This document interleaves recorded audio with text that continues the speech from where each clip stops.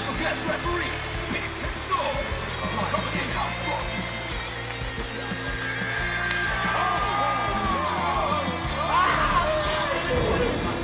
He gets hurt from a flip-flop fight. You take a full wallop in the face, man. Welcome to episode 94 of The Real Wrestling Show. And we are The Real Wrestling Show for The Real Wrestling Show, AEW. Ladies and gentlemen, boys and girls, children of all ages above the ages of 15, we proudly bring to you the greatest tag team blogging champions in the world. We got the Bold Bastard Bigsy.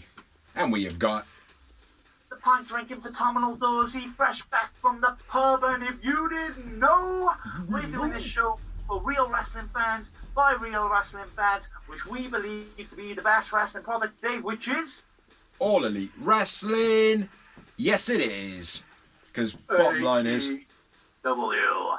the show is about real wrestling. It's none of it like, alright, there is a couple of things up on Dynamite this week on the Blood and Guts match, but the show is primarily about wrestling. That's why we are called The Real Wrestling Show for The Real Wrestling Show, AEW. That's why we say that, because it's the truth.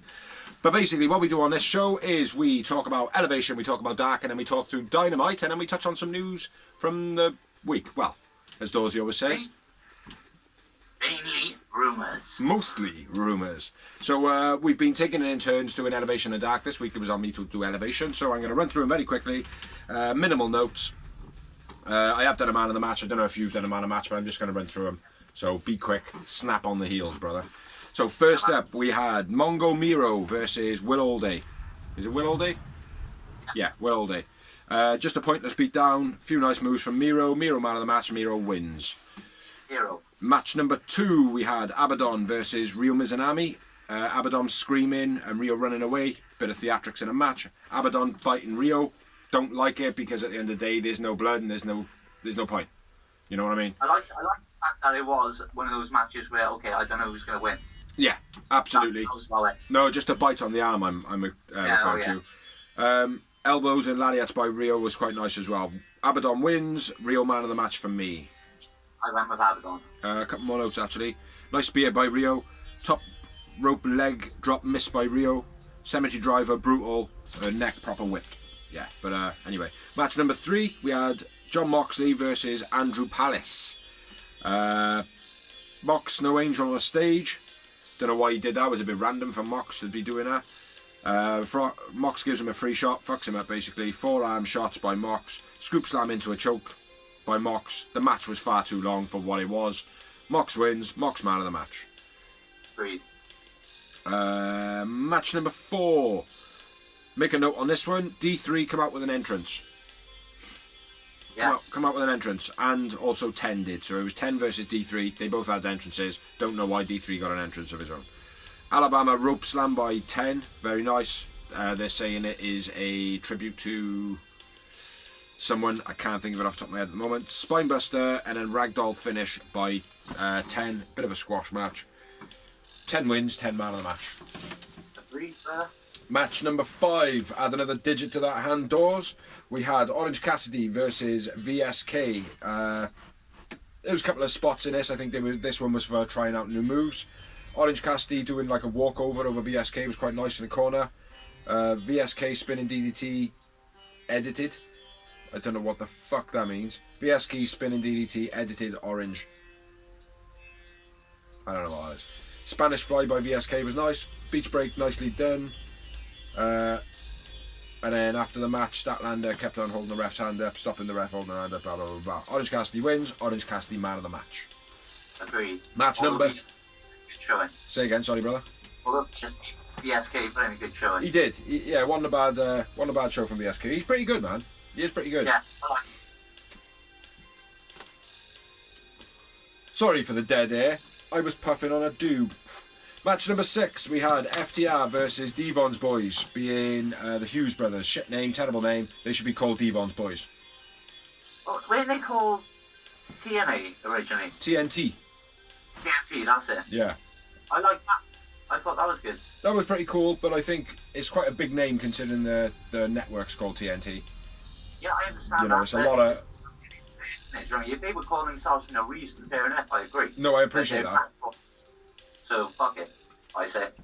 I think corporate kind of clashes and shit, mate. For the sake of having TNT and TNT, you might as well just be like, look, guys, you're not quite big enough yet to even be in the same sentence by accident with this other company. Do you know what I mean? That's what I'm seeing it as like. But I think Devons Boys. I think that'd be a wicked name for them. So we had FTR vs Devons Boys. What's that? Deadly Rents. The Deadly Rents. That'd be cool. Cash School in Terrell. Terrible double team by Hughes Brothers, which was a step-up headbutt. He kind of ran into it, stepped on his brother's back, stepped down, and then did a headbutt. Bit fucking shit. Punch chops by Dax were quite harsh. Double team pile driver finish by FTR. Semi-squash match. Little note after. FTR win. I went with Cash man of the match. I think I went with Dax. Tully with the clipboard as well. Very Ann Anderson. Yeah. You know, doing their whole whatever. Next up, we had a promo for Friday night with Lexi Nair, or whatever it is called. I've forgotten the name, and it's with Nyla Rose, and it looks pretty good. They've all been pretty good so far. I haven't watched it yet. I will be watching it probably tomorrow now. Next up, match number 7, we had Nyla Rose versus Maddie Rankowski, who again had her own entrance. Maddie's strong start, taking hold of Nyla, which was pretty good. Release German by Nyla. Vicky hits a distraction. Nyla rope knee. Lifts up the pin. Hits her with a beast bomb. Finish of the match. Squash match. Nyla wins. Man of the match. Nyla Rose. I went with Rankowski, man of the match. I think she saw well. She had some fire in the match, but ultimately I think Nyla just fucking... They're just pushing Nyla big in AEW for me. Match number 8. We had Baron Corbin. No, we don't. We didn't. We had Baron Black versus Nick Comoroto. Lifts the steps up like he has been every week for QT Marshall to sit on and sit there like that. Just nodding and shit like that. The stairs room. That's what I said. Steps. Oh yeah, stairs. Shoulder block by Comoroto was quite nice. Powerbomb. Brutal powerbomb, to be honest, by Comoroto. That was the finish of the match. Comoroto wins. Comoroto man of the match. I agree. Nick Comoroto is a fucking beast. And I wrote that down to say it in my notes. Match number 9, which feels like forever saying these as quick as I am saying them. Red Velvet versus Rekka Tahaka, which she's making her debut on Television Dynamite, but she did actually debut at the house show. Yeah. That they had recently. Rekka gets the advantage to start. Do you know who I am? No, I do not. She screamed. Crap pump kick on the ropes by Rekka. Samoa drop, not a fall away slam. Tony Schiavone, get it out, get it fucking sorted. Terrible moonsault by Red Velvet. Absolutely dreadful match. Red Velvet wins. Rekka man of the match. I'll go with you on that because I think I agree. Yeah. Yeah, it was a dreadful match this one. Yeah, Samoa drop. Rekka, Yeah. she did a nice Samoa drop, but she had it on her shoulders. Then she kind of gets it in a backpack type thing, and then Samoa drops it. It's not a fall away slam, Tony Schiavone. It's not a fall away fucking slam. Nothing like it. Fall away slam starts in the front, goes over the head. Fall away, fall away, fall away. Bell. I know. Anyway, next up, match number 10, we had Private Party versus Duke Davis and Gannon Jones. Some flip by Private Party. Finish. Excellent notes. Hardy holding a foot. A bit of a shit match. Private Party win. Marquand man of the match. Yeah. Agree. Yeah. That good. I'll just go with Lindsay. Match 11, we had Thunderosa versus Willow Nightingale making her debut. Tiger suplex by Thunder was quite nice. Swinging neck breaker, not a cutter, Tony Schiavone. Thunder driver, finish. Thunderosa wins. Thunderosa man of the match. But yes, Tony. That's right, Tony. We note these things. It was definitely not a fucking cutter. You pointed on this the other week. Yeah. Everything's a cutter. Everything's a cutter. Everything's a cutter. Every neck breaker's become a cutter according to Tony. Yeah, they gotta fucking sort it out, man. Absolutely dreadful. think that's why Excalibur came out the other week when that Japanese dude made his debut, because they were like, that fucking hell, they're fucking up the normal people. They're not going to have a clue when it comes to shit or whatever. Oh, mate, they're dreadful. They are dreadful. It's like Big Show. Let's just call him the fucking Big Show. Why not? Yeah, the Big Show, he's doing a bit better. You know, like we touched on it last week, the fact that he's like, oh yeah, I don't even know what that move's called. Like, do you know what it's called, Tony? And then Tony's like, oh yeah, it's a fucking fall away slam as he kicks him on his toe. Do you know what I mean? Like, it's fucking. But Paul White has got a bit better. Tony Schiavone letting the team down at the moment. Moving on, match number 12 of a possible 40,000 was QT Marshall versus Dylan McQueen, making his debut or not making his debut? Making his debut. Sounds like he's making his debut. I don't recognise the name. I don't recognise the name. Bit of a strange gimmick, but he looked alright. Definitely debut. Yeah, bit of a strange gimmick, but in the ring he looked alright. I mean, he had something, but still very, very green. QT basically slapping him with some cheap shots. Close punches by QT opens him up. McQueen falls over his own clothesline. Did you see that? Yeah. Clotheslined QT and then fucking fell on the floor. Bell end. I can't even remember his fucking name, man, to read the notes. McQueen leg grabbed. Cutter, pin, pull up, crossroads finish by QT. That didn't make sense at the end. I don't care. QT Marshall wins. QT Marshall man of the match. Really? Yeah, a bit of a strange gimmick. But like I said, he did have a little bit of presence. Yeah. But yeah. After the match, steps on a ramp, pile driver to McQueen by QT Marshall. Same old, same old. Match number 13. Quite a few notes on this one. This should have been the main event, I think. Chaos Project versus the Gun Club. Which, yeah, I quite enjoyed this one. Austin shooting Luther and Luther checking for holes in the beginning. Yeah. He was like, what? So I thought it was pretty cool. Stupid slam dunk thing by the Gun Club, but I get why it's gimmicky. It's where they do that in the corner and then slam dunk punch to the top of the head. Austin punch to Serp on an apron looked pretty good. Lots of double teams used by Chaos Project, meaning Serp being thrown in, scoop slams and all that. I love it about them too, like, do you know what I mean? It's so hard to note them because they're so quick. But I like the way the Serp's like, no. It still gets the moves done on him, like. Colton Hot Tag comes in, does a load of shit moves, but does them very energetically. Terrible flipping bulldog by Austin again. Colt 45 finish, which is an absolute beautiful move. Yeah. Decent match. I went with the winners of the match was Gun Club, and the man of the match I went with Serpenticle. I went with Austin. You do have a lot of energy in this one. And then we are on to the main event of the evening. Or no, the main event of this match, show, whatever. Matt Hardy with the Blade versus 5 and Colt Cabana. Didn't make many notes. Colt takes out Private Party on the ramp. And then a fight ensues. A bit of a brawl goes on. Zolai, nothing spectacular. Leech finish by Matt Hardy. Bit of a crappy match. Bit of a crappy finish, sorry. It was a decent match, but just a bit of a stale ending. Matt Hardy wins. I went with Blade man of the match. Agree. Yeah, I would have put Gun Club and Chaos Project man of the match. Main event of the show. I think there was more energy in the match. I know there was more storyline in the Matt Hardy thing. Yeah, it was a good show. I enjoyed Elevation a lot more than I enjoyed Dark. Again, Dark is just a waste of my life. Yeah. And I'm going to move on to my waste of my life now. Yeah. So yeah, that's all we got. And I've got written at the top of my page, "Give me your champions," which was Miro's kind of tagline thingy. Yeah, who cares? Or some shit. Like so AEW Dark, first off we had Hobbs and Starks versus Ricky Aldridge and Aaron Fry. Hobbs comes in, smashes everyone. Starks doesn't even tag in. Hobbs Tom business. Hobbs man of the match after Hobbs and Starks win. No, I'm going to go Ricky Starks. All that sitting down he did was fucking awesome.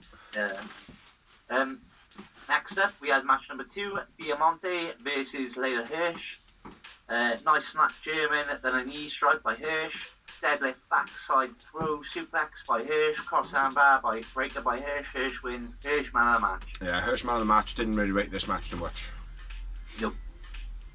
Match number 3, Liam Gray and Adrian Alanis versus the Varsity Blondes.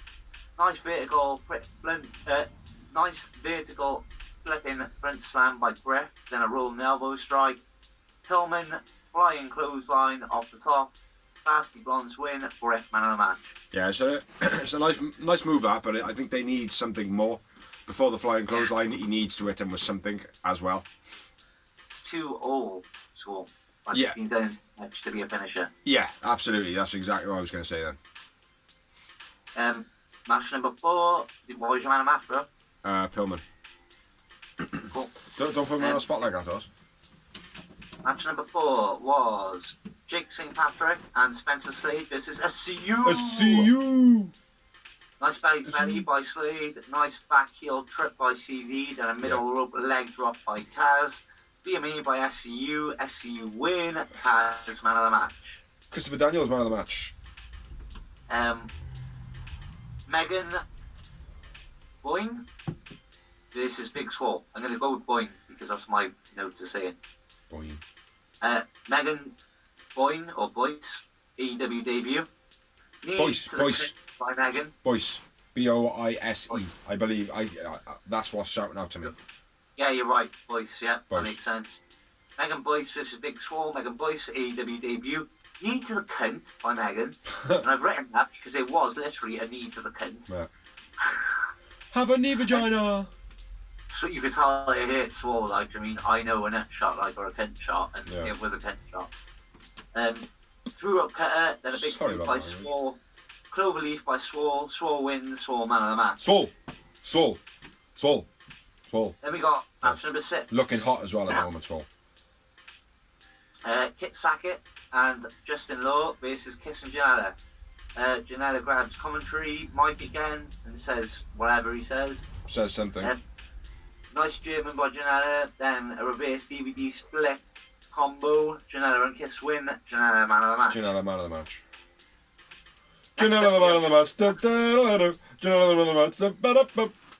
Sorry. Next up we had Judy Hart, which is not part of the Hart Foundation. She's just a randomer. Versus Kylan King. Judy Hart makes AEW debut. Crap splits chop by Julia. Yes. Kingdom falls. King wins. King man of the match. King man of the match. Debutant, not too good of a look, not too good of a ring action, not too good of a much at the moment, but How dare you call yourself a Hart? yeah, there is that. She's quite cute. Again, she's quite cute. Like, it could be one of those things that the youngsters kind of link onto, and hopefully she'll have like a nice Anna Jay type build, you know, or not so much build, you know. Hopefully she's got a lot of heart that you can't deny the fact that she's got so much heart. Do you know what I mean? So I think that about all the green ones. Huh? Yeah, undeniable, Yeah. undesirable. And no pun intended with the hope she's got heart. Yeah, okay. Waka waka. Match of the breaks, Pentacle with Luke versus Pac with Ray Phoenix. Nice tilt-a-whirl backbreaker by Pac, then a snap suplex. Nice tombstone, then a brutalizer by Pac. Pac wins. Pac man of the match. Pac man of the match. Pac the man. Lady Grey versus the Benny, match number 9. Down the rabbit hole, Benny wins. Benny man of the match. Squash like a motherfucker. Benny man of the match. Like in Lady Grey though. Yeah, but it was a squash match. Absolutely. Next we had a Pac promo, basically saying, I'm the best thing since sliced bread. Fight me. Yeah. Yeah, listen to me now. Fuck you all. And I would listen to that bastard Pac because he's believable as fuck, mate. Yeah, he's got his head, but yeah, Pac is a fucking beast. And just like Omega said on Dynamite later on in the evening, basically he's like, we're the 2 best wrestlers in AEW, which is not fucking far wrong. And I say not far wrong because obviously you got Pac right. We just got to find out which is the other best wrestler in AEW. Yeah, because it ain't Kenny. No, it is not. I would say it's Ray Phoenix, myself. Me too, buddy. But, Me too, buddy. There we All go. day long. But anyway, moving on. It was David Ali and Valerie Morales versus the Acclaimed.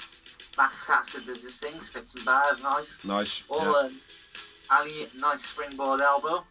The Acclaimed to fame, the Acclaimed win. I went with Bowens, man of the match. Anthony Bowens, man of the match. And like I said from the beginning, Anthony Bowens signed the guy up. He's already signed, I know. Guy is a beast. He's a technician in the ring. Yeah. He's an absolute technician. He's beast, mate. Well, they're both bad, mate, and they're doing well as the Acclaimed, better than I thought they would anyway. Yeah, I don't rate Max Caster too much in the ring though, to be honest. He's alive, but he's very showboaty. He's good enough for the on the promo, gets him 5 now though. Yeah, good enough to be a tag man. Match number 11: the Hughes Brothers versus Page and Ethan Page and Scorpio Sky. Reach Page for the sky. Takes a cheap shot while he's meant to start the match, and he tags out, and then as soon as he tags out, he waits for the guy to turn his back and then slams him. Yeah. Right, get in. Big power slam by Hughes. Submission by Sky. Sky and Page win. Sky man of the match. Sky man of the match. Match number 12. A pointless match. There was no point in even being on the card for so many good people on it. Was Nemeth, Nonny and JD Drake versus Uno, Grayson and Alex Reynolds. Uno, nice swanton bomb, then a sidewalk slam. Avron tries to intervene but gets scared by Reynolds and falls into Bononi's arms. Fatality by Dark Order win. Uno man of the match. Uno man of the match. 13. This one was decent, but it could have been better. Dante Martin versus Danny Limelight. Great match. Great match this one. Yeah, but it could have been better. I thought Dante Martin was a bit weak, considering his other performances. I thought Danny Limelight pure option. I feel like Dante has got so many like flippy, spinny stuff, and to do that stuff, it takes a good core energy. I don't think he's got that. I don't think he's got that sustainability for it. He hasn't got no one to tag out to. He's not used to it. Yeah, I think his energy just runs out. Yeah. You know, where if that keeps happening, he's going to hurt himself. Like we've seen that with the likes of like RVD and, or someone else. Yeah. But we've seen it with the likes of RVD. I'm going to stop it there because that's the only one I can think of at the moment. But he's a prime example. He did a lot. Like he was innovative. You know, he did a lot of flippy stuff, and when he wasn't doing it properly because he started getting out of shape and whatnot and other factors, he was hurting people and hurting himself. So, you know, I can't even remember what I was on about anyway. So, you on about Dante Martin? Yeah, Dante Martin. Just energy. Was nice by someone. Two amigos into a swinging neck break by Danny Limelight Beast. 450 by Dante. Dante wins. Limelight man of the match. Limelight man of the match. Lupa with Spentago versus Lance Archer would be your mini event of the evening. Strange. Yeah, Jake on commentary. Spentago tries to sneak attack. I loved how he sat up on a stage. I thought that was awesome. I loved how he sat up on a stage. I thought that was fucking awesome. Yeah. Just sat there like literally crouched down with his hands like looking all cerebral in the background, like, do you know what I mean? Fuego interferes and takes off Serpentico. Which I don't get why that was. I was going to ask you because if it was something I didn't see on the Sammy G blog. I didn't actually watch it this week. So maybe there was something on the Sammy G blog. Could have been, yeah. Could have been. Blackout by Archer man of the match. Archer man of the match, yeah. And that's the end of Dark. So moving on to Le Dynamite. Dynamite. Blood and guts. Yeah, it was overall show. I was happy with it, but there was many fucking spots in it that shouldn't have been there. There was many spots, and I'm unfortunate to say War Games, WCW did it the best, NXT did it better than AEW. Yeah. They didn't do it as good as WCW. WCW was still the best, but as an overall, sorry AEW, NXT smashes you every year. Yeah, they have absolutely fucked up in the production of this match. There's far too many mess ups, like. But anyway, let's get into it, shall we, Brett? Opening match of the evening: Kenny Omega, Nakazawa versus Mox and Eddie Kingston. Fire opener. It was, I say fire opener. You feel like the match is going to have a lot of energy. You know, Nakazawa was the weird fucking angle in it. It was a good storyline match. It wasn't a fire match, though, by far. I wouldn't say that at all. No, not it was at all. Definitely not the opener I was expecting. Well, match starts off. Don Callis says that the Naka's going to fight solo, and then obviously then Kenny Omega's going to attack or whatever. Mox and Eddie comes down to. And commentary are blatantly like that. He's lying. We saw him backstage. Yeah, and Mox when they're coming down to the ramps, looking around and whatever, like, and then Omega obviously attacks. Blah blah blah blah blah. Mox saving Eddie Kingston from a suplex, and then that's where it all kind of turns around. Sidewalk slam by Mox, low blow by Naka. Oh, there's actually a beastly boss man slam by Mox on a sidewalk. I was just taking a mick of Tony Schiavone. You know what I'm saying? Face rope burn to Eddie Kingston by Omega. That was quite nice as well. The way his face was bouncing off the rope, like you genuinely see if you were like with friction. You know. Nice Kentaro cutter by Omega. Yeah. Green base slam, then Omega misses. Kingston evades the moonsault. I don't know what that says. Mox slaps Omega. I got my next note. I don't know why I wrote that down. But Mox hits a German, then a pile driver. On Nakazawa, at this point, Nakazawa's mouth is bleeding. Yep. And then Mox gets knackered in a choke. Omega leaves. Because Eddie's stopping him from coming in, from saving him after Mox has got him in the old choke. I like that. That was a good angle. Yeah. I thought that was pretty cool. Like. Memphis a sacrificial lamb again. But not so much that. It's kind of cliche, that whole thing. Like, oh, well, come on, out with boy and all that. But because of their chemistry, because of Mox and Eddie's chemistry, it's just seems like two lads that are like, no, you fucked us over, man. Now see what's going to happen to you, like, do you know what I mean? Like, and with that solidarity, like, do you know what I mean? It's cool. Yeah. Very nice. Half clothesline by Mox and Kingston. Kingston and Mox win. I won with Mox, man of the match. Mox, man of the match. And I had three.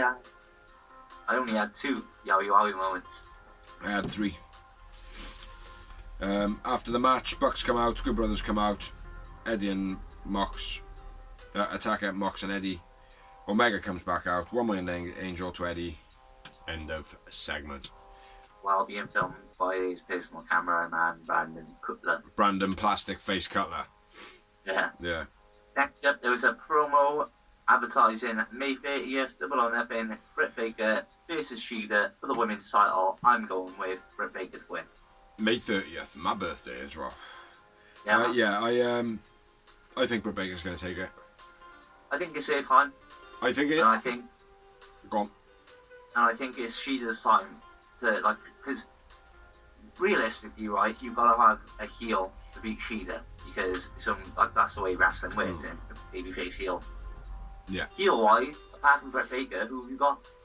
Nyla Rose already been champ, so I don't want to see that. No. And Natalie Ford, but she's not on Britt Baker's level. No. That's it. Yeah. Could maybe have like one of the green ones have a sly win, but then have to switch around quickly and have it put on someone else. But yeah, the feasible thing is Britt Baker. But I wouldn't be disappointed if Sheila kept it. I wouldn't be disappointed, no, but I think now is the right time. Yeah, I could see it holding it to the next pay-per-view. Because the thing is, it's like I've always said, because it's an upstart company, you wanna kind of establish some good numbers in the beginning. Yeah, well, she's been the champion for a year now, bro. So yeah, I know, but that don't mean anything, mate. Do you know what I mean? It's like at the moment, it's like with Shida, I feel like they need to have her in some more matches, because where she is the champ and she's not fighting that regular, all that's doing is making people forget what she's capable of. Yeah. She needs to have some real definitive matches, not so much with a belt on the line, just some definitive matches against some up and comers that are doing really well to show off her talent, to show why she is the champion and why she can keep it for another year. Do you know what I mean? Because wrestling, years ago with wrestling, like you would have legitimate champions holding the belt for such long times, and the reason being is because there was nobody else that could fucking deal with it. Exactly. Do you know what I mean? So, like I said though, but I think Brett is. If it was 6 months ago, I'd be like that. Nah, she needs to keep it. Yeah. But Brett is. Let's be fair. She's on point at the moment with everything. Fuck that guy. But either way, I wouldn't be disappointed with either one of them winning it. So it's going to be a great match.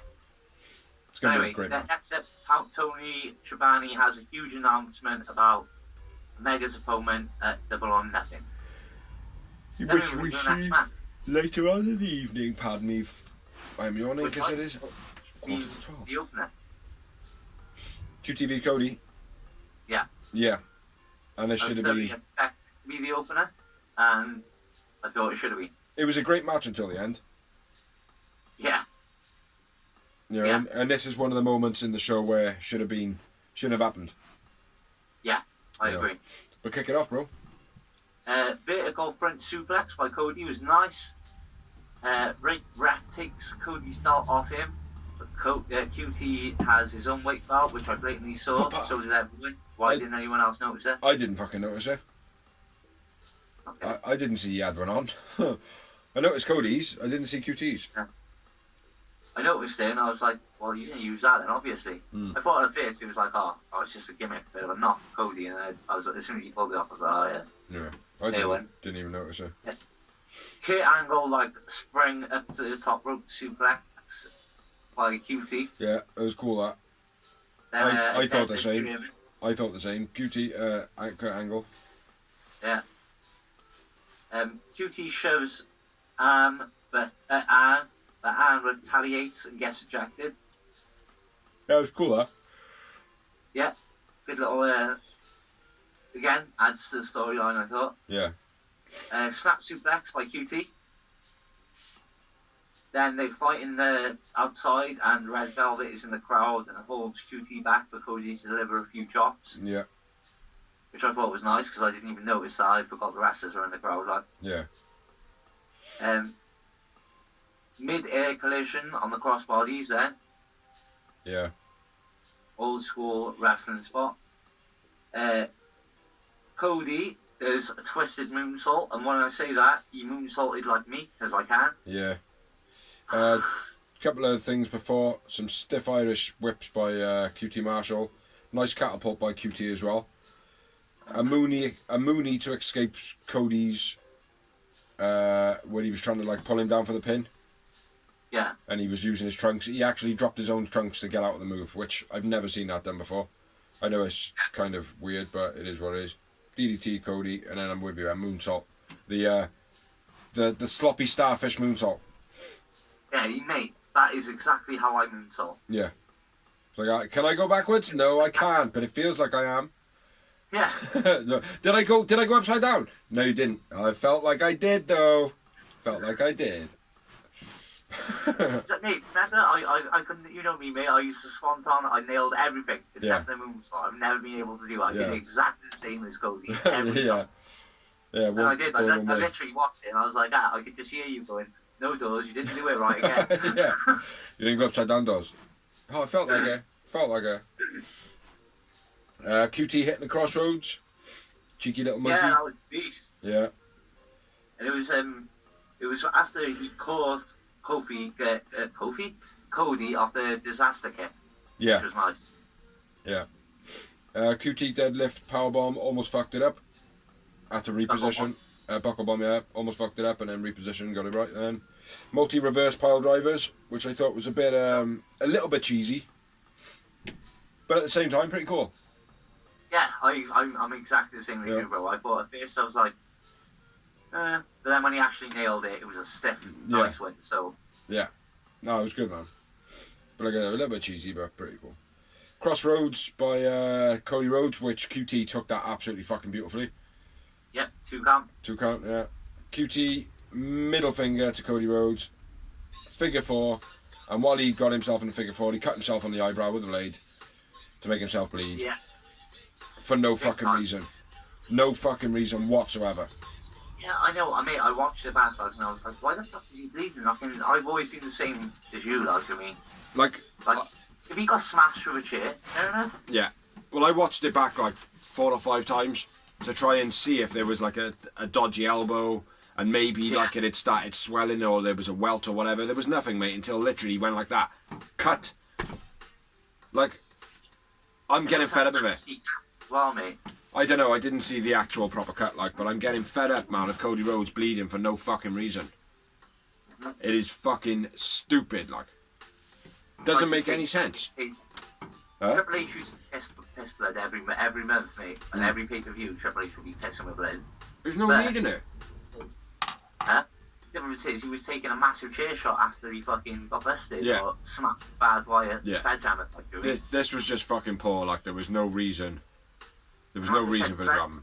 Blood and how nasty it looked in his eye, especially. It was like it could have been made the storyline out of. Yeah. It was that bad. Yeah, I thought it pathetic. Honest to God, really didn't appreciate the spotlight because it just ruined otherwise a good match. Exactly. You know. Exactly. But yeah, figure 4 finish by Cody. Cody wins. QT Marshall man of the match. Yep, QT Marshall man of the match. I went with 7 yowie wowie moments. I had 3. Just the 3. After the match, Anthony Ogogo does something with his hands. Probably wouldn't hurt a 5-year-old, to be honest. Yeah. So move on, get something better. Anthony Ogogo. That's what we do in the kitchen. It's not even like try and make people think we hate each other. We just do it for fun. Like. Yeah, exactly. It's fucking terrible. I don't even flinch like when Mikey comes up with a shot like that. Like, Johnny. Few people have said about he needs to get on a ground and pound or something like that, but that's a bit difficult to do on a slide. But he needs something different. We touched on this last week again. Yeah. Next up, we had a promo from Sky and Ethan Page, or is it Ethan Page and Scorpio Sky? Nobody knows. Says Sting is a mosquito. Says that his stay is overstayed is welcome. Easton says that Darby has a long history. Him and Darby have got a long history, which I don't know much about, to be honest. I've seen a couple of flashbacks. Like when I say flashbacks, like highlights of like Darby's greatest stints or greatest spots. Yeah. And a lot of them are Ethan Page. Oh, okay. Like Jimmy. Because he does touch on, he says about the scar on his forehead, that's the reason he wears makeup, that he got a metal plate in his elbow. You know, all things which I don't really know much about, but nice little details to the storyline. Like. Yeah, it's like the way he put it as well. He was like, I know probably most of you don't know, whereas other wrestlers would be like that. You should know. Yeah. He put it like, I know you don't know, but the reason is this. Yeah. I like it. It was yeah, absolutely. It was a complete different angle, like, which not many people take it from that angle, like, do you know what I mean? Yeah. Exactly. I love Ethan Page, mate. I think since he's left Impact, especially because Impact, not that I didn't rate him, but he didn't really bother me. Yeah. And since he's come to AEW, everything's been on point. Like I think with what he was in Impact, I think with Ginger North, Josh Alexander. Yeah. With him, he didn't have enough charisma for Ethan Page. Yeah. Whereas Scorpio Sky does. So they have got that oozing chemistry, like, do you know what I mean? Like they're another team, like Mox and Eddie Kingston. They've got a real good vibe. They brought Ethan Page in with Matt Sydal originally. Did they? Yeah. He was his bodyguard type thing, like, do you know what I mean? But he was called Ethan Page. But he was his like heavy. Yeah. But it didn't really bother me, like, I mean, I was like, I like him, but whatever. Yeah. Like, I wouldn't know if he went. But since AEW, like I said, bigger, swim on point. Yeah, he's good, man. Yeah, basically then, from the not sidetracking anymore, says about the scar, says about the elbow plate, and then Darby comes out with no edit and with a shoulder block into the post. Looked pretty brutal. Ethan runs for Darby, which I thought was pretty cool, and he just kind of, hey, Toro, gets out of the way like a bull guy. What are they called? Yeah. Matadors. Like, moves the sheet out of the way and straight into a, like, plastic sign. Yeah, and I'm reading the old notes. Darby thrown down the stairs. Yeah. What do we think? Brutal. I thought it looked brutal. It did look brutal, man. He felt safe-ish. Yeah. I remember watching it, like, when I was watching, I was like, fucking hell, man. That's dodgy as fuck. And she was like, he's a skateboarder. He'd be used to much worse than that. He's probably fallen downstairs worse than that, fucking just practicing one move. One trick, do you know what I mean? Like, and it's like, it's a fair point, do you know what I mean? Yeah. And hopefully... He did think like a skateboarder, because at one point he was, like, when he rolled, he was back on his feet, like, and took a couple steps and rolled again, like. Well, what I liked about it, right, or I liked it, but I was a bit disappointed. Whereas where Ethan and Sky were up the top of the stairs laughing, and he kind of shuffled over and he got into a sit position, and then he was like, "Get off me, man." Do you know what I mean? Like to the ref, like the medical or whatever. He was like, "Yo, leave me alone." Like, had his hand on the bar. I was expecting him to stand up and just give it all that. Yeah, I'm still standing, motherfucker. Do you know what I mean? Like that type of thing, and then fucking hobble off. You know, and them two be like, "Ah, fuck." Alright, fair play. That's just him on his own, like. Do you know what I mean? Silly. I know, absolutely, and great for the story build anyway, mate, to drag it out that little bit longer, like, do you know what I mean? People would be moaning if they did that they'd be like, Darby's being made too invincible now. Yeah. Maybe. Like I said, slowly. Darby Allin is fucking invincible, though, that's the problem. I don't think many people would look at it and go, "Oh, they're making him too invincible." It's like, Darby Allin is fucking invincible. I don't care what anyone says, like, he is fearless. The kid is fearless, mate. Scared of absolutely zero. You know? Yeah. So, but anyway, moving on. It was a bit harsh to throw him downstairs, but very cool. Darby Allin is a professional fall over man. Yeah. So, yeah. Great promo by everybody. Yeah. Over to you, man. Over to you, bro. Paprika versus one we've already told, so Judy, not her heart. Yes. Not enough heart. She's a cheerleader. Give me a H. Give me an A. Give me an R. I've forgotten the last letter. Give me an O. Give me an O. Yeah. Give me a go home. Yay. No, that's a bit harsh. That's a bit harsh. Mate, like I said, she's cute, but for a start, if you're going to have the balls to like go into wrestling and call yourself a heart, straight off, you need to be pretty decent. Yeah. Sorry. Yeah, boy. Pardon me for the yawns. You can have them for free. It's not even from Canada. No. I don't think it's anything like... I know, but instinctively, the hardcore fans, as soon as you say heart, you think one thing. Sorry, actually. Yeah, she should have called herself Julia Hort. Yeah, call herself Julia Hall. Anything. Hort. Sling Blade by Brett. Then the air raid crush. Brett pulls Julia not Hart when she could have pinned her. And there's the lockjaw. Proper squash match. Brett wins. Brett man of the match. 0. Zero moments, Britt Baker.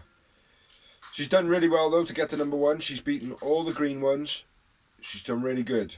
She's almost racked up like 1/8 of a win every single thing, but she's number 1 contender. Yeah, she's done it. She did have a big victory over Thunderosa. Oh. No, she lost. She did. She did lose. Yeah, so she's beaten all the green ones. Cool. Moving on. Technique by Taz. Which, it was nice to see it back. Like, and when it did come on, I was like, oh, right, okay, fair enough. Oh, it's about Christian. Oh, wicked. Watching it then, and it turns into the fucking farce that it was. As soon as he said, oh, on Christian, I was like, oh, that's shit. Because I like Technique by Taz. Yeah. Well, they did break down the one. And then they broke down the other one in the way that how it can be reversed. Over and over and over and over and over and over and over by Will Hobbs. You know? Yeah. So, I do like the Technique by Taz. Yeah. I do like it, but I don't think he should just use it in rivalry. I think it should be a standalone thing on Dark. I think that's the whole thing, mate. The Technique by Taz originally was like, because I expected it to be like that originally. Yeah. He never did it. Like, even people where he was blatantly beat from him, he would do it straight. And I was like, that's cool as fuck, like, do you know what I mean? And when they did like this, I get it, the storyline, but I didn't like it. No. But they stopped it for months, though. You know what I mean? But I think that could be, rather than him be on elevation too much, I think that could be a good thing on there. To do a Taz's technique on one of the reoccurring green ones. Yeah. You know? Where, like VSK or... Yeah. Fuego. Yeah, something like that, like, do you know what I mean? Like, and study, like, with Fuego, obviously, not the spinning tornado DDT, because he doesn't hit it on very often, but a move that he does do well, like, do you know what I mean? Or Danny Limelight, people like that. Yeah. Nasty bombs, like, not, they're green, but they already, like, got a name. Like, yeah, they're getting over it a bit more, like, it's like Limelight is fucking awesome, like, do you know what I mean? Yeah, Kyle and King, another one. Yeah, Actually. absolutely. Like Absa-fucking-lumon. Move it on, Brett. Let's move it on. Varsity Blondes versus Jex, a.k.a. Jurassic Express, versus SCU. And the Acclaimed. I didn't even know SCU. I said it. Oh, well, I yes. said it in sync. It was that good. Ah. SCU. SCU. It blanks out when I'm up with him, man. Yeah, versus the Acclaimed. Dark Side of the Ring bar was quite nice by the Acclaimed. Yeah. I said about in 10 years' time you'll be on the dark side of the ring. I like that. That was cool. And very relevant. All his bars are very relevant. That's what I like about him, man. Do you know what I mean? People are like, oh, it's fucking rhyme shit and all that. It's like, yeah, but it's all relevant. Like, do you know what I mean? Like, to understanding it, he's writing this stuff on the fucking fly type stuff. Like, do you know what I mean? He must have. He would have wrote it like 2 or 3 days before. Unless you do it, you don't understand it. No. You understand it because you've done it. That's the difference, like, for me.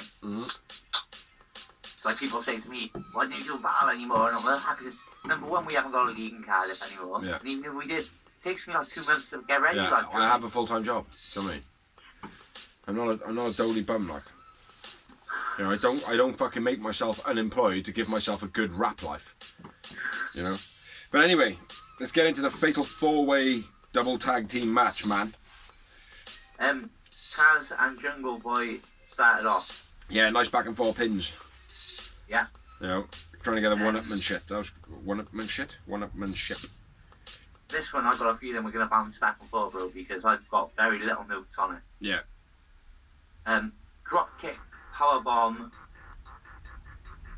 by the Varsity Blondes and it was a bit weak.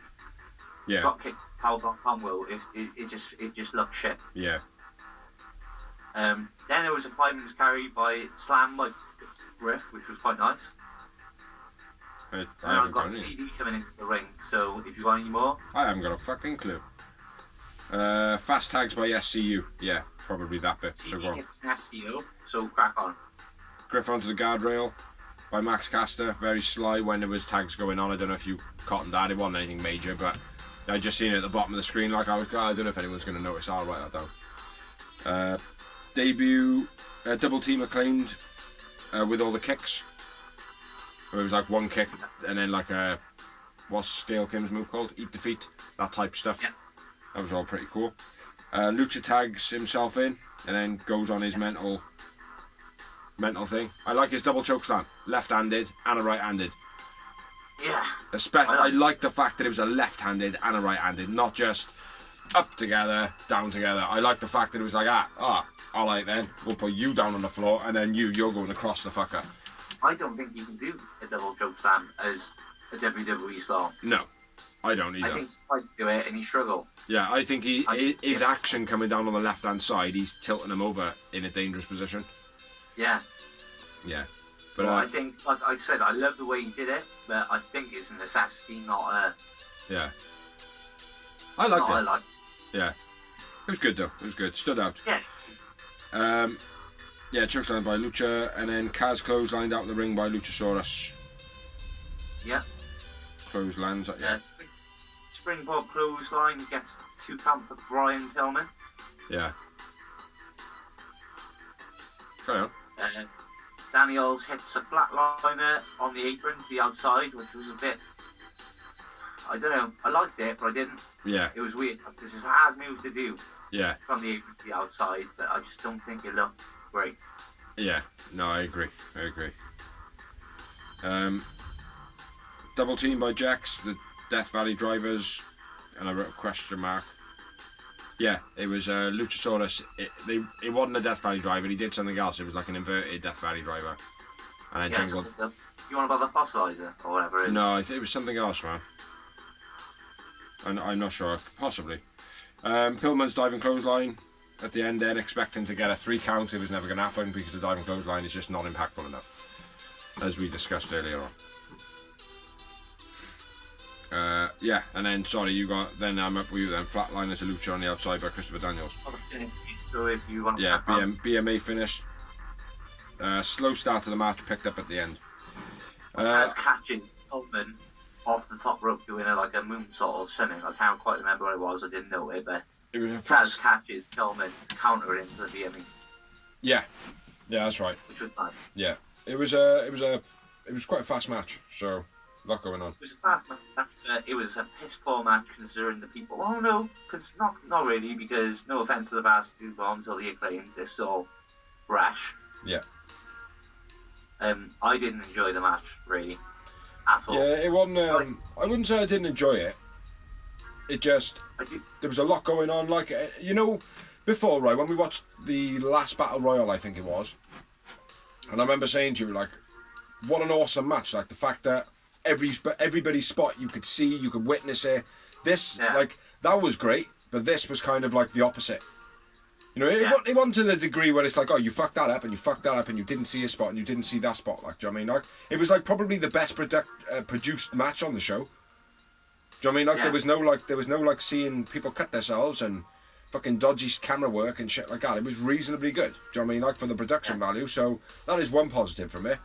But yeah, it was just a bit of a messy match.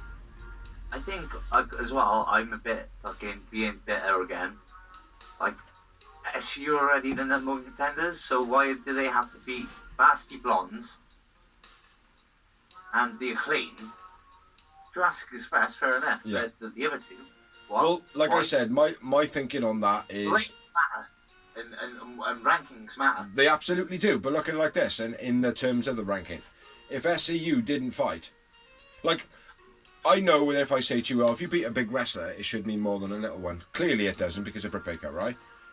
Mm-hmm. But in the four-way scenario, if you've got the fourth, third, second, and first contenders, and SCU don't have a match, but the other lot do, they could potentially become number one contenders. So the best thing for SCU to do is be like, all right, throw us into fucking together. We'll make it sure that we beat them fuckers. We are definitive number one contenders. Nobody's going to take it from us. Add in a little bit more hype. That's the only explanation I've got for it.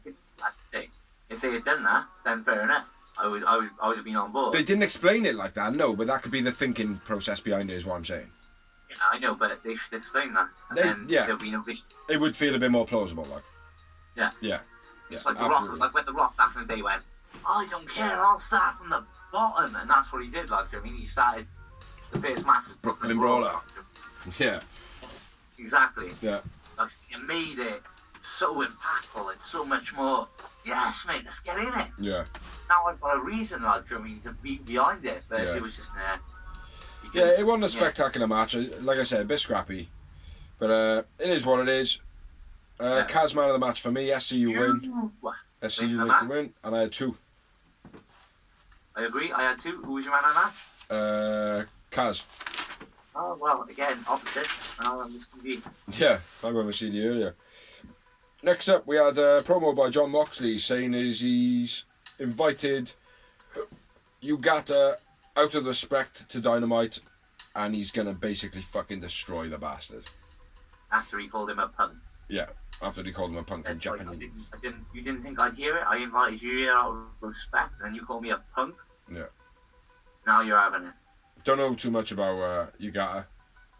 Again, I'm with you, mate. You know me, like, I mean, I'm massive on the wrestling, but Japan wrestling has always been a weak point in my knowledge. Yeah, same for me. Then we get down to the last hour of the evening. So we had the cage was now in place. So at this point now the crowd have been pumped back in live because it's now gone live. Or whatever, as close to live as it can possibly be. The second hour was the only hour that the actual live fans got to see. The first hour of the show that we seen, the Cody Rhodes and blah blah blah, all that, which is going to come up now. Oh no, that's all done. Sorry. They seen all the first hour on the big screens. So there was people that asked for refunds. Out of all the people that went, 5 people asked for refunds. But big deal. But anyway, the cage was now in place for the live second hour. Sorry, say again. Should have asked for a refund. If I paid to see a match live, I want to see a match live. He did. You did. They seen the Blood and Guts match live, and Tony. I know, but if I paid to see Cody and QT. Tony Khan said though, before the tickets were sold, he said, "Look, the show is going to be. It's only going to be the one main match on Dynamite. Everybody knew, like, do you know what I mean? So, but anyway, cage is in place, now ready for the last hour of the show, and we had some promos from Tony Schiavone with Kenny Omega. Yeah. With Nakazawa carrying the belts. Couple of things I'll touch on now because I'm not going to remember for the news. Bubba Ray Dudley, aka Buddy Ray, popped up online basically saying how fucking disrespectful of Kenny Omega to actually not even carry the TNA title. The Impact title. How disrespectful that is, just to basically go, oh, well, it's the second fucking show. Do you know what I mean? It was. I will touch on that as well. I was disgusted in the fact that after that pay-per-view, they still hadn't promoted or done anything about it. And I get, like, Kenny's explained it, but for me, if I'm a wrestler, yeah, and I just win a World Heavyweight Championship, no matter what company, you should be bragging it. Yeah, but he doesn't hold the AAA up like that either, though. Yeah, but I get it as well because it's only known in Mexico. No disrespect to AAA. It's not known worldwide unless you're a hardcore wrestling fan. That's the idea behind it, though, isn't it? It's like getting on AEW on national TV, getting people seeing what this belt is. Oh, what's that belt he got? Oh, it's a AAA. Oh, what's a AAA? You know, that's how it works. Like, so that's where the disrespect comes from. Exactly. But he hasn't done it for the AAA. That's what I'm saying. He hasn't paraded around with the AAA. Sometimes he has, and he hasn't paraded around with the Impact. So nothing's different there. Nobody said anything with the AAA. The reason I haven't touched on the AAA thing is because neither one of them have really promoted each other. No, absolutely not.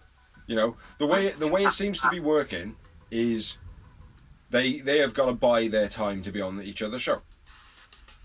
Yeah. You know, Tony Khan has said, well, I bought my slots of advertisement for 10 weeks. They haven't bought fuck all, like, I mean, like, and then on their actual pay-per-view, they did an Impact promo. Impact apparently paid for a promo, you know? I don't know what the actual deals are. I don't know what's going on. But either way, people are talking about it, so it's great. Yeah. You know, but it pissed me off. I agree with Buddy though. Yeah. And I agree with your point as well with the AAA. Oh, I slept on that. My bad. But I agree with you on that. Oh, mate, I'm with Buddy as well, mate. Because at the end of the day, he should. I'm with the AAA as well. He should be trying to get fans to know what that is. More so with Impact, because it's, you know, it was a big deal over the last month or so. Like, do you know what I mean? Yeah. So, you know, that. Yeah, I agree with it. Pac V's Orange winner to fight Omega at Double on the Thing. Man, I'm getting warm. Omega says, just announced Pac. Orange is a joker. And then Orange comes out. And then Omega does this really fucking fake, pretentious, shitty ass laugh. Yeah. Have you seen Men in Black 3? Yeah. You know Boris when he's like, that's what he reminded me of. Genuinely did. But yeah, the stupid fake laugh. Grabs the glasses from Omega. There's a bug crawling up his suit. Did you see it? No. You didn't see like a little centipede climbing up his suit? No. They're creepy as fuck, man. Yeah, Omega grabbed the glasses off thing, puts them on Nakazawa. Nice finish to the promo. Omega, maybe in the future, he basically says, oh, well, maybe in the future, you know, whenever, we can talk about, you know, whatever. I like that. It was a cool little ending to it, like, do you know what I mean? Like, and, but Strange and Orange didn't do nothing. Yeah, yeah. Like, I was expecting him to just, like, when Nak was walking past, just to go, and put his glasses back on, like, do you know what I mean? Yeah. And then just walk off with his hands in his pocket. But, yeah. Faded. Didn't let anything steal my fucking personalised Ray-Bans, like, do you know what I mean? Yeah. And then it faded to black. And then next up we had a promo with Tony Schiavone next to the cage again. With Miro.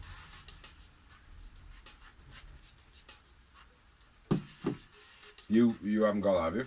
Yeah, man. Yeah, man. Because I have no more notes after this, mate, because, like I said, I didn't note on the main event. I've seen it. So I'll be able to rock along with you, like. But, yeah, next promo was Miro coming out, basically hitting a pretty good promo for once.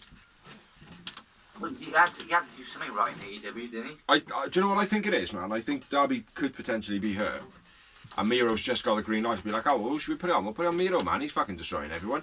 He wants to fight everyone. Let's just have him fucking fighting everybody every night. Do you know what I mean? Well, not every night, like, but we'll have him fighting. We'll have his belt up on Elevation. We'll have his belt up on Dark. We'll have his belt up on Dynamite. He could do that. And I believe that. Do you know what I mean? He's because he haven't got no fucking common sense to him, like, so what is he good at? Just get him fighting. Yeah. Do you know what I mean? So that could work. Yeah, Miro vs Darby next week. It's a strange one, isn't it? Because like he failed in WWE, but then he made it in WWE when they were trying to make him fail. Yeah. And then like that normally means like Cody, you leave and everything gets better. Yeah. He left. He's gone to like the best company he could have gone to because let's be fair, he could have gone to Impact. Things would have been different again. And I just don't know what's happened. What happened to Rusev Day? Do you remember Rusev Day? Yeah. I don't know. Like, could Rusev wrestle in WWE? I don't know. Like, I don't know too much. I know a little bit of it. Like, I never seen the tank thing. I know of it, but I never really seen it. You did. It was the 7-hour WrestleMania, bro. No, you came over and went, it's fucking 7 hours long, bro. Yeah, I probably didn't watch it then, bro. Probably watched about 3 hours of it, mate, and went to sleep. Probably did. Just sitting there while setting up that orange Cassidy there with the suit like. But yeah, half decent promo.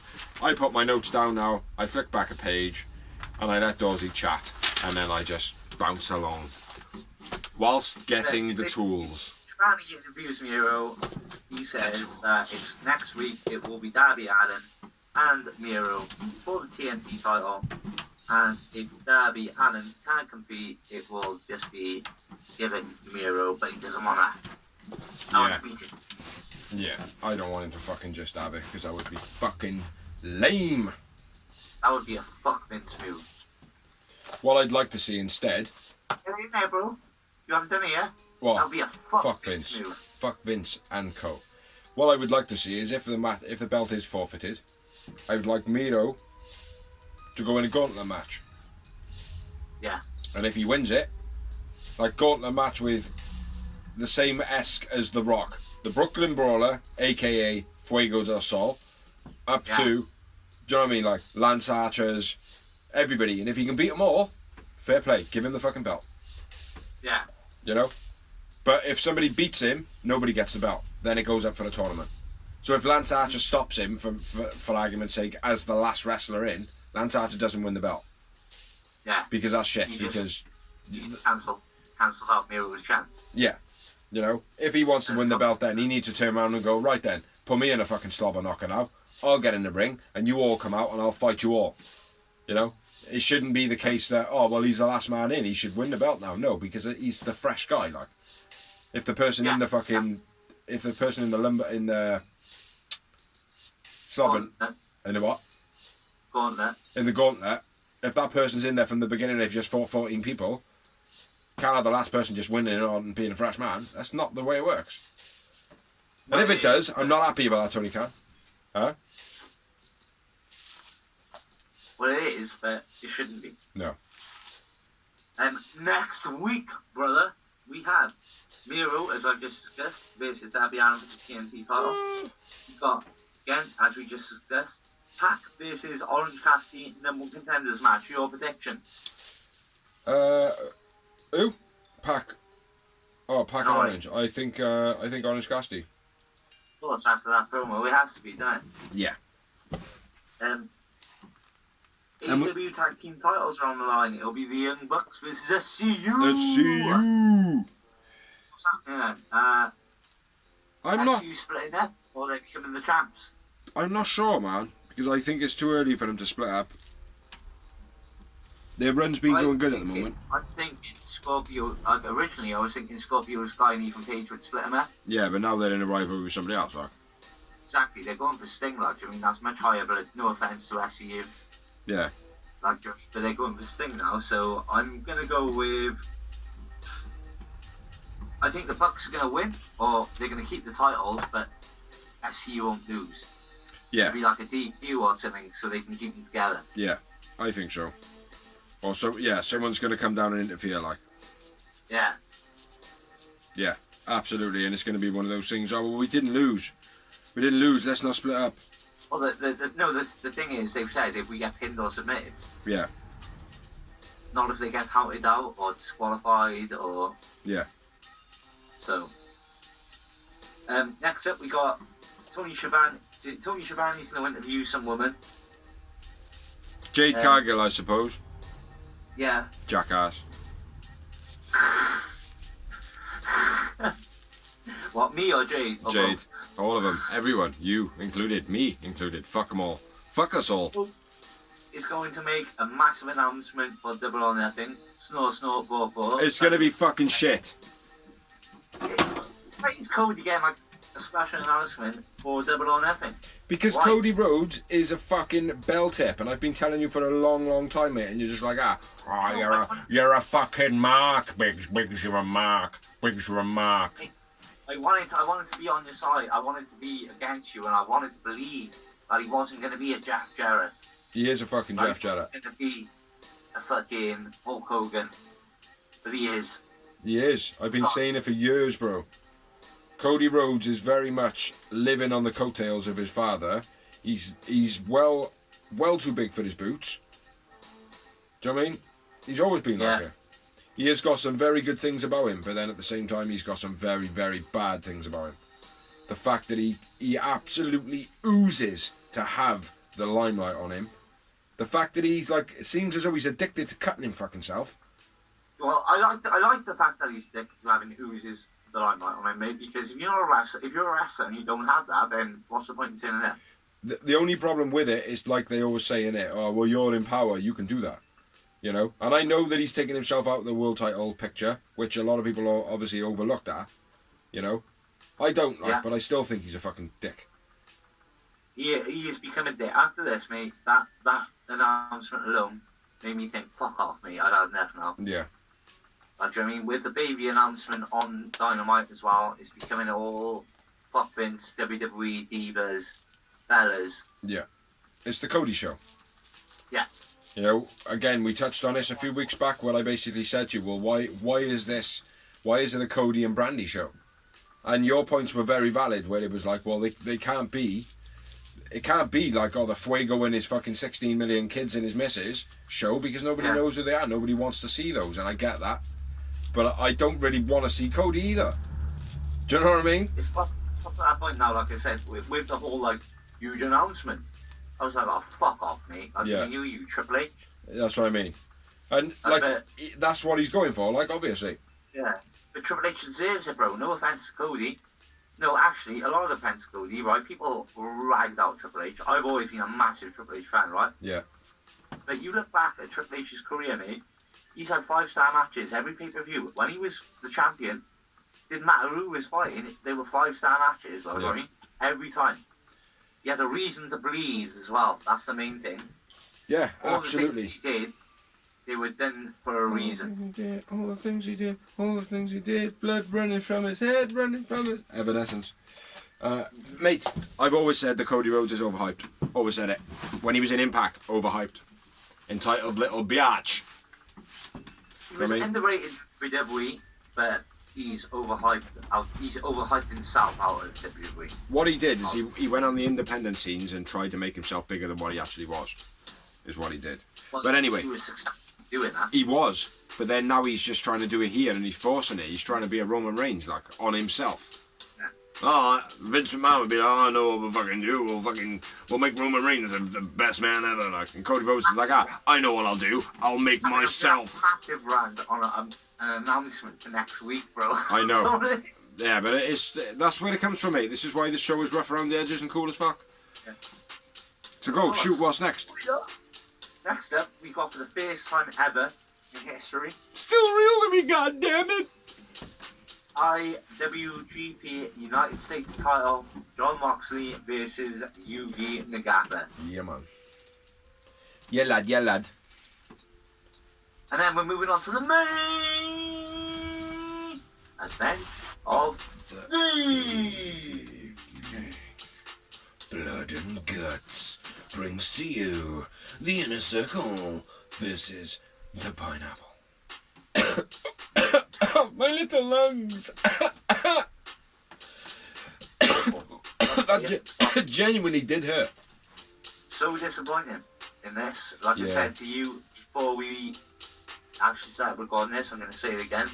WCW did War Games awesome. They were the best. Bannon. NXT did War Games pretty fucking good. Yeah. War Games by AEW. Sorry. Cody, Tony, everyone involved, shit. It was the worst one I've seen. I can't have the same opinion as you because it's the only one I've seen. Yeah. I wouldn't say it was shit.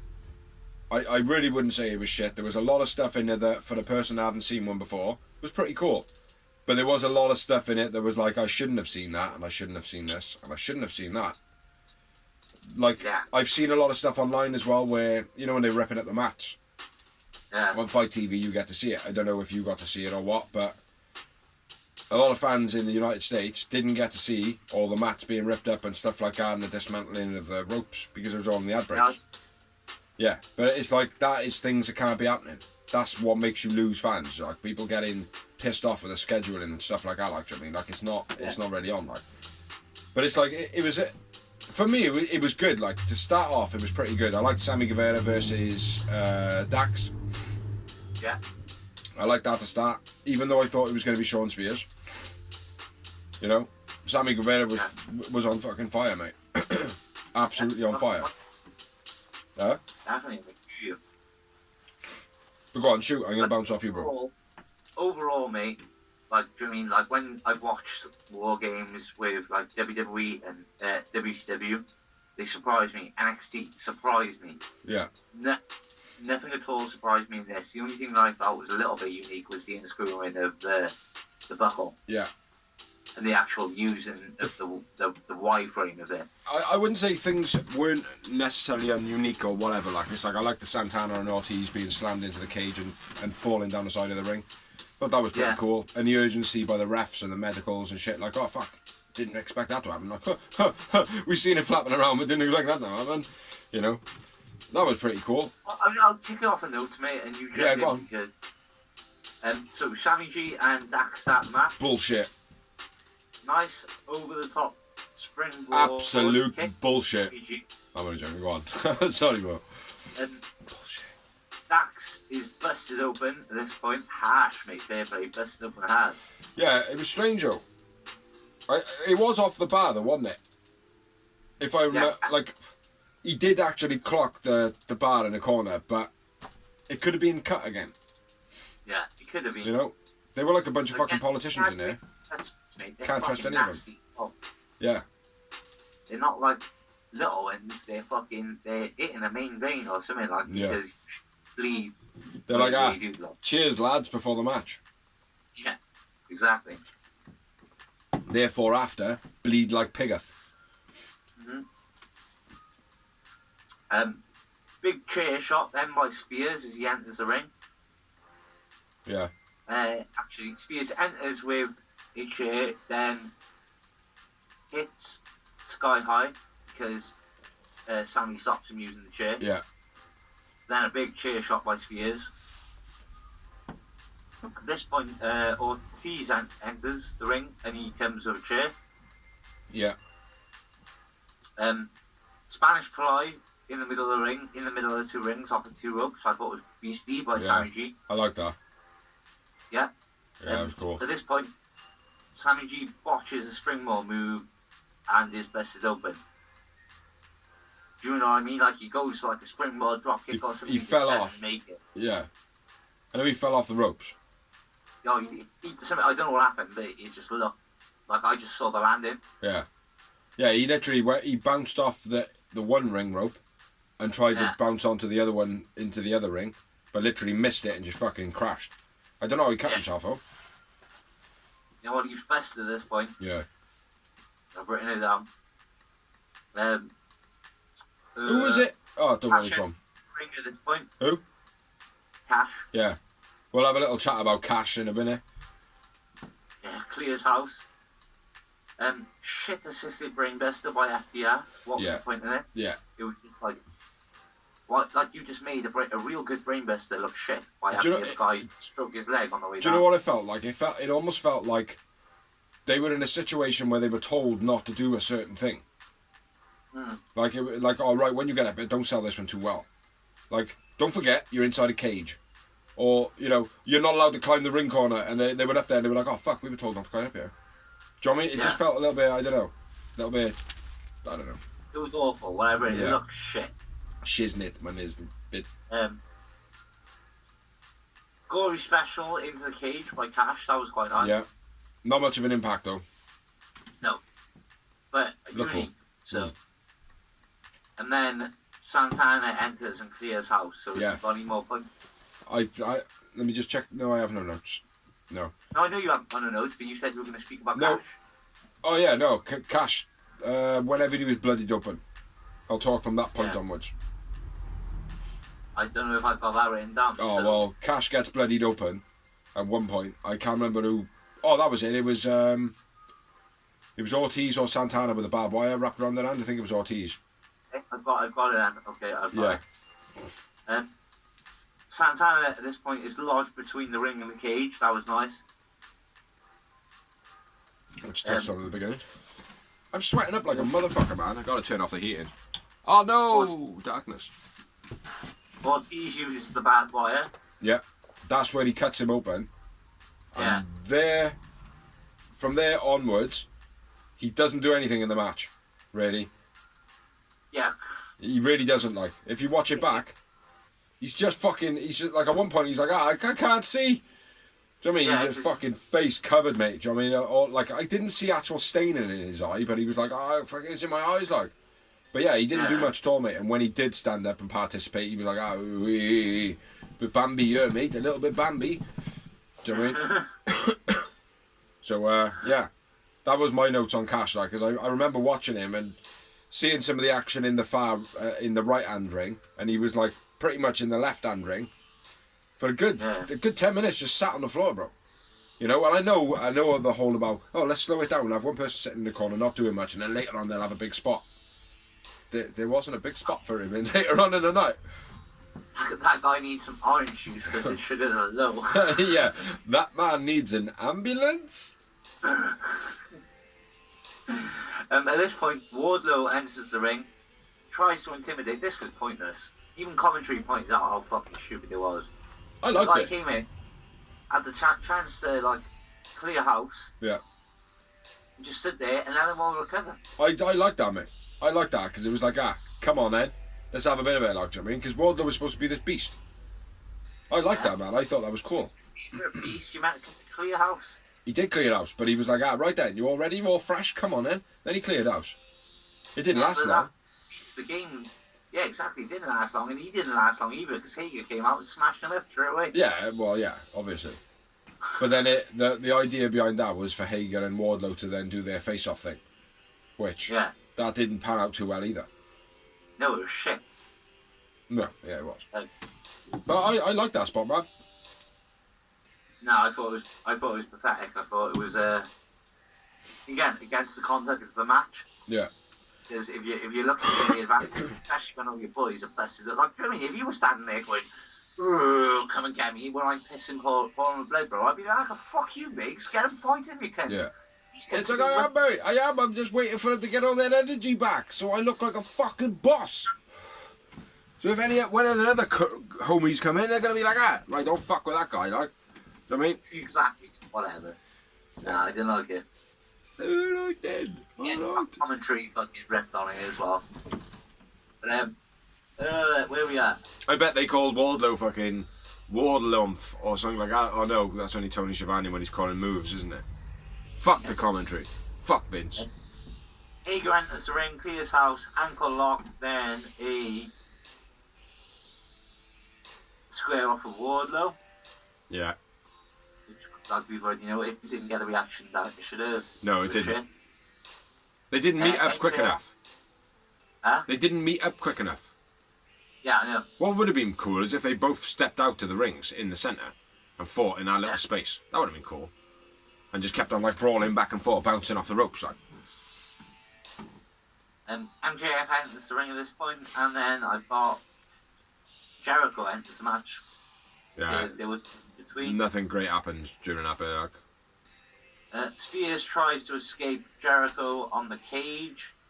That might actually be MJF. Yeah. FTR, No, he doesn't. No, Spears climbs up the cage, and he ends up hanging him. Sticks his neck through the bar, and he's hanging for a little bit, and he knocks him off. Yeah. FTR then start turning the canvas up. He's putting the wood. All the US fans got to see adverts at that point.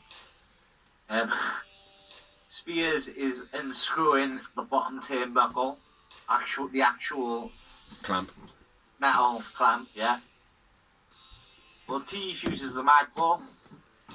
Yeah. Slamming everyone. Spike pile driver by Proud Powerful. And Sami G with the assist on the spike pile bombs. Double. It was a double, wasn't it? Yeah. Proper crumpled up as well on the floor then. Yeah. And then Spears tries to use the turnbuckle wide frame thing. Yeah. Gets Coast blocked. to coast by Sami G. Onto the chair, yeah, very nice. MJF takes a buckle shot from Jericho from, the Y-frame thing. Yeah. Santana gorges MJF with a fork. Have a bit of that. MJF is busted open at this point, which makes sense because he's just been gouged by a fork. He didn't get a cut eye from a figure four there. Yeah. But figure four. It's worth noting as well, I don't know if you pointed it out, but once Jericho got into the actual match, he pulled a baseball bat out of his trousers. Yeah. Is that? Well, we'll fucking have a bit of that then. Come on, in. But yeah. Yeah. No, mate, I didn't notice it. No, I didn't until you said it. I was like, where'd that back up from? Yeah. I was like, fucking Jericho always has that. Yeah, fucking have a bit of that then.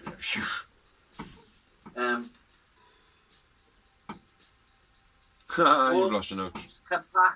Come back till Problem Powerful, just smash him in. Yeah. Tully attacks Ref and seals the key. MJF tries to climb up the cage, escaping Jericho. Doesn't try, he does succeed. Yeah, Jericho. For a little bit. Should I chase him? Yeah, the Cody Rhodes ears. Zooming in like. Yeah. Shall I hit him? Shall I hit him? Yeah. Yeah, it went a bit shit then, man. Like the cameras just went up on the top, followed him up on the top, and that was it. Yeah. What was Jericho on top of the cage? But MJF hits a nice little sly low blow. I like that. Yeah, that was cool. That was. Never seen that before. Yeah. Then the Salt of the Earth, which again, submissions on top of the cage. Why? Yeah. Makes a difference. It's just a camera shot. I get it, but MJF hits Jericho with the diamond ring. Yeah. Rendering him incapable. Yeah, because Jericho hasn't been smashed with steel chairs or barbed wire bats. Yeah, I don't know why. I don't know why all of a sudden it just come to a bit of a fizzly end. Like nothing was being recorded in. Like a commentary was like, oh, there's brawls going on down inside, but nobody's submitted or pinned yet. And it's like, well, fucking show something like. And then it panned out to like a big camera. Yeah. And it's like, it just went a bit fucking stale for me, like. Yeah, it was awful, mate. When he was hit with the ring, you could clearly see Jericho with his blade in his hand, cut his forehead open on camera. Then you could see him mustering around on the floor, stumbling with the blade still in his hand. And then you can actually see him look down and shout to somebody and go, "I'm dropping the blade," as he drops the blade. You can see everything, mate. And it's like, that is fucking absolutely unforgivable. Fuck the pad shit that's coming up in a minute. Do you know what I mean? Like, there's only one fault in that, but the fucking blade bit is inexcusable. Yeah. Absolutely fucking excusable. Do you know what I mean? Because at the end of the day, right, AEW is not garnered at kids, but nonetheless, if we want to get younger generations into it, it has to start with the parents that are responsible, but are allowing their kids to watch a product that is made for over 15-year-olds. Yeah. Right? Now, it's not gory enough or violent enough or too sweary enough to stop kids watching it. But shit like that, I don't want fucking kids being like, what's he doing? What's that in his hand? What's he just said to that man and then dropped?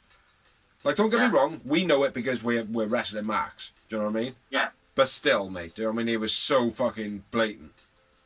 Yeah, I mean, if we had known that when we were 7, we might have done it. That's Absolutely. the thing, like, Absolutely, mate. Do you know what I mean? Like, you know, I fucked around with all sorts of stuff as a kid, mate, from things I seen on TV, because I was watching a lot. I was watching a lot of older content when I was younger. Do you know what I mean? Like, just because from what my parents used to watch. Like, do you know what I mean? Like, I was watching horrors at like 9. You know? Yeah. But it's like, yeah, absolutely, mate. Things like that with wrestling, it's very impressionable. You mimic what you see. You know, exactly. so it's the reason why they've had to do this. Don't try this at home promo, and now it's just for suplexes, Yeah. swantongs, and stuff like that. absolutely. But it's like I'm not saying that like That's essentially it is. it is. Yeah, of course it is. It's self-harming for entertainment purposes. Like, I'm not against blading. I'm not. Like, do you know what I mean? Like, I think there's probably a safer way of doing it. There's got to be a way of like slicing before the match, and then some like butterfly stitches of sorts, something discreet, because there's loads of stuff on the market now. Yeah. Where you can just fucking put something over there to make it very discreet, and then when you're out there and you want the part to happen, you fucking pull the band-aid off. Yeah. Do you know what I mean? Like, that would be a safer way of doing it, rather than being there with a blade in a match that you could potentially fucking, like we've seen in the past, people cutting too deep and bleeding out. Like, do you know what I mean? Yeah. So yeah, for me, it was a bit irresponsible. Yeah. So moving on. Anyway, MJF threatens to throw Jericho off the top in a circle, don't surrender. Sami G surrenders. Shall I push him? MJF Shall I push him? MJF sent Jericho off the top anyway, like we knew he was getting. He sent him onto the concrete stage. Concrete, was it? It was a concrete stage, Okay. according to the commentary. Okay. That's the only mistake. Jericho Thor then? Huh? Or is Jericho Thor or the Incredible Hulk? Yeah. He's the incredible weighty man. But that's the problem with the whole thing. It's not the fall, it's not the pad, it's not what he landed on, it's the fact that the commentary said it was a concrete stage. Yeah. If you say something is something, you expect it to be something, and when it's not something and it's completely different and so fucking faggoty and mingy. Instead of bagglers instead of bombs. Yeah. Absolutely. Do you know what I mean? Like, it's becoming a regular thing, like. Yeah. But yeah, very lackluster finish to the match. There was some good moments in it. Overall, it wasn't a great match. I think it was some good moments in it. I enjoyed it until the end of the match. Yeah, that's fine. I didn't even. I had 6 moments. I did note my moments. They slightly undercut you on 1 of 5 Yowie Wowies. But Sami G man of the match. Sami G man of the match all fucking day. All fucking night. But yeah, that's Dynamite sorted. I know we've gone on a little bit, but that's what we do on this show. Yeah. So moving on to the rumours of wrestling. Mainly rumours. You said that. On to the rumours of wrestling. Yeah, that's right, mainly rumours. Alrighty. Just making it definitive that they are rumours. Just making it definitive. So first up, none of my news coincides with yours, no? No. Right. First up, Mr. Grado, the Scottish wrestler, I don't know if that's the right accent, is expecting a baby with his missus. So congratulations, Grado. I hope you name it Darren. Grado's awesome. Grado's cool as fuck. I'll do another one because you've only got a couple. Daniel Bryan's contract is up. I think everybody knows that by now. He doesn't have a release clause in his contract, by all accounts. And he can turn up anybody. Compete clause is what you meant to say. No compete clause, yeah, sorry. So he could turn up anywhere. Chances are, and rumours are, that he is enjoying a bit of dad life. He's enjoying a what? Bit of what? Dad life. Yeah, he is enjoying a bit of dad life, but I've also read New Japan because he doesn't have to be there full time. Yeah. Like Jericho, you can go over there, sell out a massive show, and fuck off with 6 Well, minutes. this is the thing. Like I've read that AEW would be the sparkling choice for him because it's only one night a week for Dynamite. He's allowed to wrestle wherever he wants on TV. Do you know what I mean? You know, as long as the deal's right, it's fine to do. So it would be the best thing. He can wrestle any product he wants because AEW have got the forbidden door, and he can be on a national television show every week. You know, win-win for everybody. Exactly. You know, hopefully, fingers crossed. That would be an absolutely brilliant acquisition. What you got there, bro? Eva Marie, do you remember her, bro? I do. She's returning to WWE, believe it or not. And She is. The gimmick of Evolution, which is quite a nice gimmick. More power to her. I think it's shit signing. I think she couldn't wrestle back in the day. She was hired for a hot piece of ass. Simple as that. Yeah, they got rid of Mickey James. Yeah. A real wrestler. I mean, that is a hot piece of ass anyway. Yeah. Absolutely. Yeah, if she can wrestle, if she's gone out and trained since she's been gone, she's good. Yeah. Fair play. That's what I mean. But if she hasn't, A big fat no-no. So fuck Vince on that. Next up, we had AEW has opened up a new global shop where basically they've got distributors around the world, none in the UK. The closest one to us, I believe, is Spain. It's called globalshopaew.com. So check that out. Next bit of news, Jazz is going to be an agent in NWA after she is retired, which she is now already retired. So that'll be good for her, I suppose. Keep her in the game, keep her going. next bit of news, Diana Purrazzo in a title versus title match at Mexico's Triple Mania. Well, fucking hell, Impact are not going to have any belts left in a minute. And the tag team belts are going to New Japan, which they already did. They've almost got no belts left.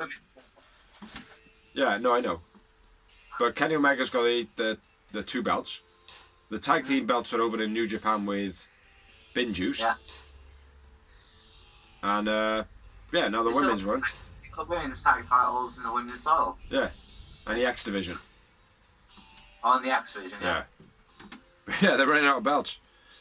Yeah, that'd be good though. I think Diana Purrazzo is going to win that one, bro. No problems with the cross promotion for me, man. Next up, everybody again probably knows this. Double or Nothing is to run at full crowd capacity. Yeah.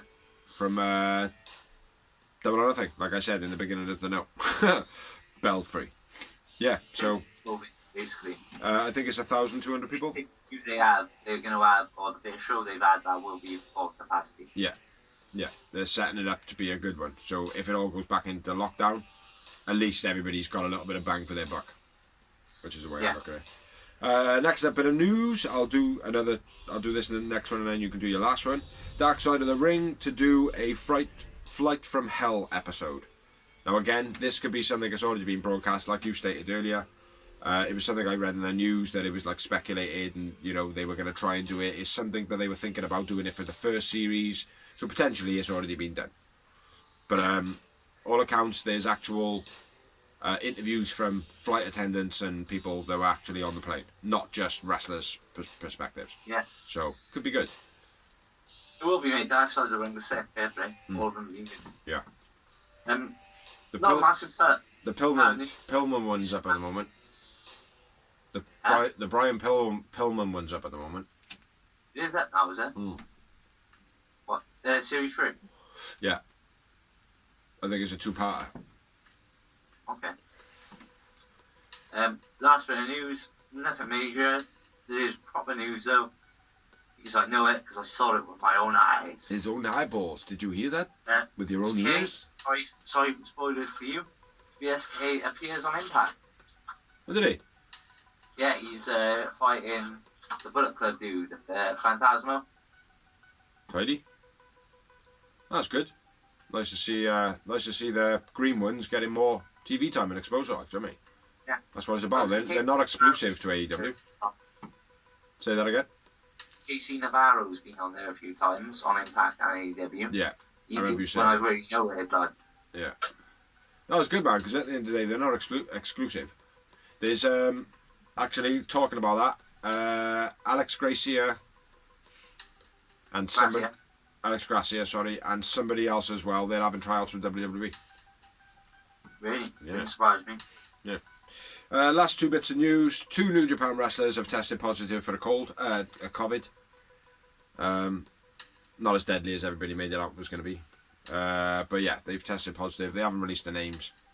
I don't know what's going on there. So yeah, that could be up in the air for Daniel Bryan's plans, a few other people's or whatever, you know. And the last bit of news, Chelsea Green Black Bag Gate, where WWE are sending out black bags to wrestlers. They actually sent Chelsea Green a black bag full of Natalia's stuff. And she was going through it, and then she realised that it was Natalia's stuff, and then she basically got in contact with WWE. They told her to go drop it to some guys or something, and she was like, well, no, I'm not just going to go and drop it to some random guys. So she was a bit apprehensive about it, so she basically said, no, I'll take it back to the fucking owner. Like. Yeah. So, yeah, very disrespectful on fuck Vince and Co.'s part again, as always. So, yeah, that's my last bit of news. I haven't got anything else. You got anything else? That's been Dorsey. That's been me. It's very late over here, so do apologise. Oh, we don't even fucking apologise. Rough around the edges is what life's all about, man. It's what life's all about. Thank you, everyone who watches. Thank you, everybody who shares. Thank you, everybody. Shank you? We're not going to shank you. Thank you, everybody who likes. Thank you, everybody who shares. Thank you, everybody who comments. Thank you, everybody who allows us to share on their pages. Thank you, everybody who has helped us do any of the blogs. Or just does anything to support the show. Yeah. So, thank you. Thank you. Thank you. Thank you. Thank you. Check out Merchandise Memoirs. Show dash blog. Check out Merchandise Memoirs from this man right here. There's, I'm not sure how many are up at the moment, but this first series is almost up. 18 at the moment, 19's going up the day after this. Yeah. So, yeah, check them out. And then once that series finished, we might get something else up on and go. We'll have a look. We'll see. Yeah, I always say we do, but then we won't. So, yeah, catch all the videos, check them out, like, comment, share to a wrestling fan. Enjoy. Or thank you for enjoying. Catch you next week.